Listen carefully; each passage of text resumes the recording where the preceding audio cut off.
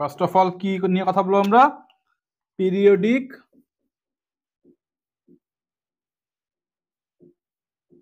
Signal.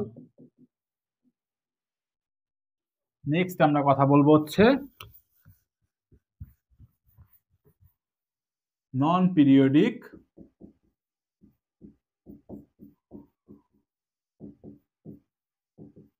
Signal.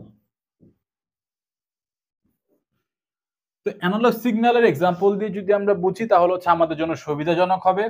ধরুন হচ্ছে একটা অ্যানালগ সিগন্যাল রয়েছে, যে সিগন্যালটা হচ্ছে কাইন্ড অফ এরকম, যেটা হচ্ছে একটা নির্দিষ্ট সময় পর পর একটা প্যাটার্ন ফলো করে। সে 1 সেকেন্ডে এরকম একটা প্যাটার্ন সে আসছে, নেক্সট সেকেন্ডে হচ্ছে এরকম একটা প্যাটার্ন আসছে, তারপরের সেকেন্ডে হচ্ছে এরকম একটা প্যাটার্ন আসছে।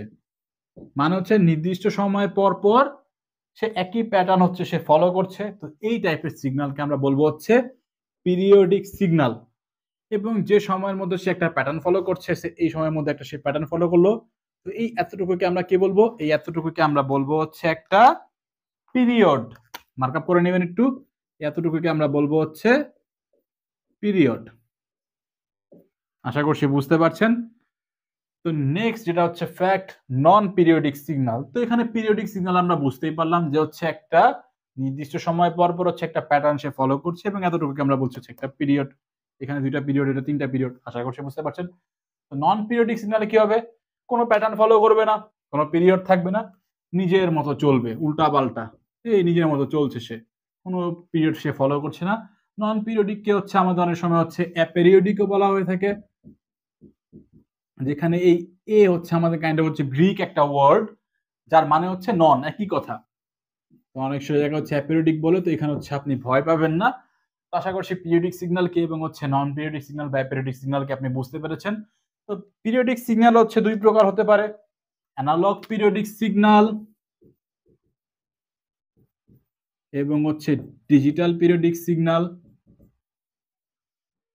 নন পিরিয়ডিক সিগন্যালও 2 প্রকার হতে পারে, অ্যানালগ নন পিরিয়ডিক সিগন্যাল এবং হচ্ছে ডিজিটাল নন পিরিয়ডিক সিগন্যাল।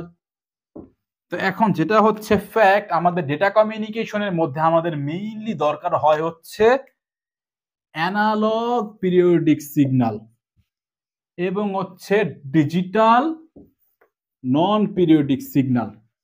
একটুখানি খাতায় মার্ক আপ করে নেবেন। ডেটা কমিউনিকেশনে আমাদের দরকার কোনটা? Analog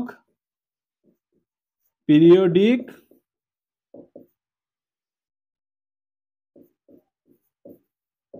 signal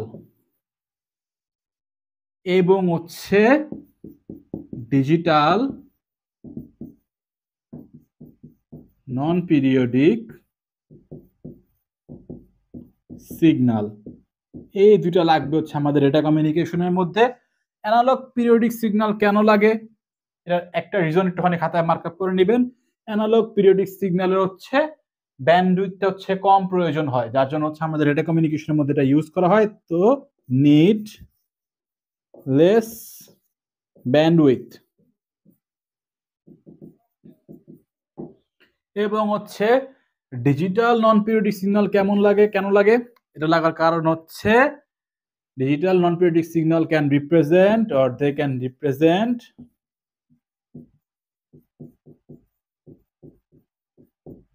variations